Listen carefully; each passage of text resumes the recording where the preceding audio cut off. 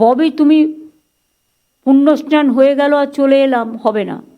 বাড়ি ছেড়ে 3-4 দিন থাকতে হবে, কিছু করার নেই। Because you are the incharge, if anything happens and I will catch you. অনির্বাণের কাছে যাব। অনির্বাণ, এটা কি পাপ স্খলন? কারণ যখন মুখ্যমন্ত্রী নির্দেশটা দিচ্ছেন, একটা মানুষের শরীরী ভাষা তো বোঝা যায়। কোথাও কি একটু অন্যরকম মনে হলো? দেখো, এই মুহূর্তে দাঁড়িয়ে কিন্তু স্পষ্টত এই যে কথাটা মুখ্যমন্ত্রী মমতা বন্দ্যোপাধ্যায় বললেন, তিনি কিন্তু সরাসরি বুঝিয়ে দিলেন যে ফিরহাদ হাকিম, তোমাকে কিন্তু দায়িত্ব ভার দেওয়া হয়েছে এবং তোমাকে দায়িত্ব নিতে হবে। এবং কিসের দায়িত্ব নিতে হবে মূলত সেটা আমরা একটুখানি এবার খোলসা করে বলে দিই যে গঙ্গাসাগর নিয়ে রিভিউ মিটিং ছিল।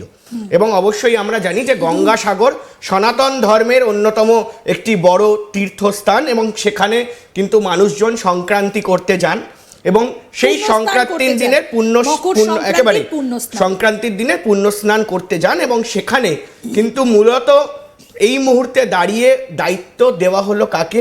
ফিরহাদ হাকিমকে।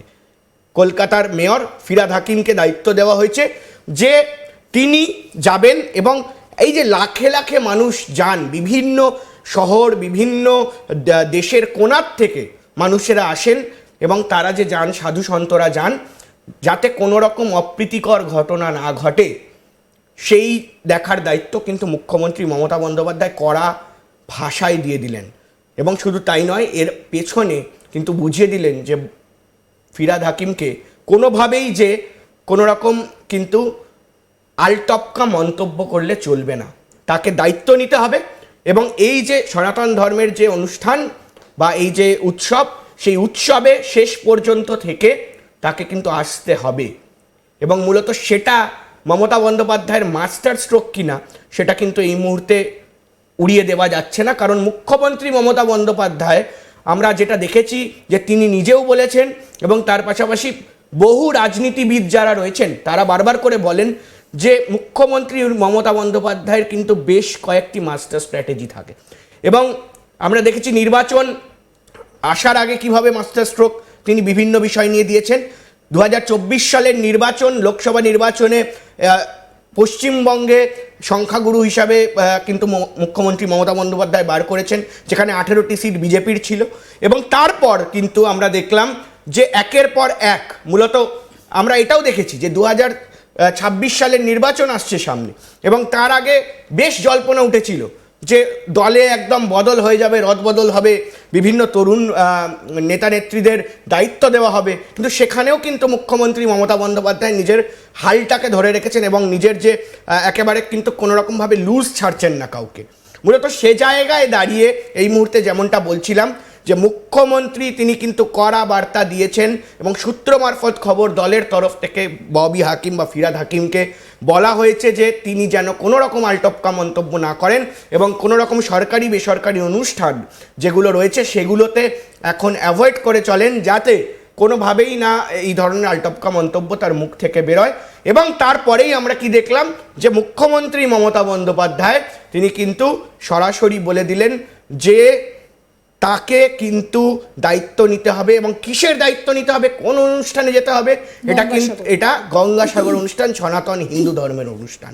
মূলত এখানেই কিন্তু স্পষ্ট হয়ে যায় যে কোন দিকে খেলাটা ঘুরছে। অর্থাৎ কোথাও যেন কোনোভাবে যেন বিজেপির হাতে এতটুকু সুতোও একেবারে আলগা না পড়ে, অর্থাৎ একেবারে কোষে রাশ টানছেন এখনই মুখ্যমন্ত্রী মমতা বন্দ্যোপাধ্যায়। কারণ আমরা জানি যে 2024 শেষ, মাঝে একটা বছর, হয়তো সামনের বছর এই সময় একেবারে ভোটের দামামা বেজেই যাবে, ভোটের রণকৌশল মোটামুটিভাবে আর 6 মাসের মধ্যেই ঠিক হয়ে যাবে এবং তারপরে কিন্তু শুরু হয়ে যাবে জোর কদমে একেবারে প্রচার, কৌশল, স্ট্র্যাটেজি সব কিছুই ঠিক হয়ে যাবে।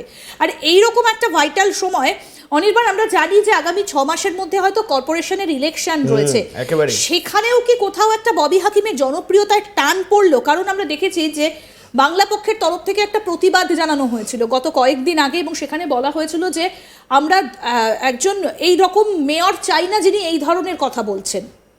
একেবারে দেখো, বাংলা ভাষাকে অপমান করলে ওই বাংলা পক্ষ সবসময় সব কটা বিষয়ে আমরা দেখেছি যে এগিয়ে আসেন এবং সে জায়গায় দাঁড়িয়ে মূলত এই মুহূর্তে কিন্তু কলকাতা মিউনিসিপ্যাল কর্পোরেশনের যে নির্বাচন সেই নির্বাচন রয়েছে 2025 সালে। এবং শুধু তাই নয়, বিভিন্ন মিউনিসিপ্যালিটি মানে একেবারে বলা যেতে পারে যে বিভিন্ন পৌরসভা যেগুলো রয়েছে জেলায় জেলায়, সেখানেও কিছু জেলায় কিন্তু নির্বাচন রয়েছে। ফলে তার আগে মমতা বন্দ্যোপাধ্যায় কিন্তু কোনোভাবেই চান না যে তার দলের থেকে কেউ বেরিয়ে এসে এই ধরনের মন্তব্য করুক।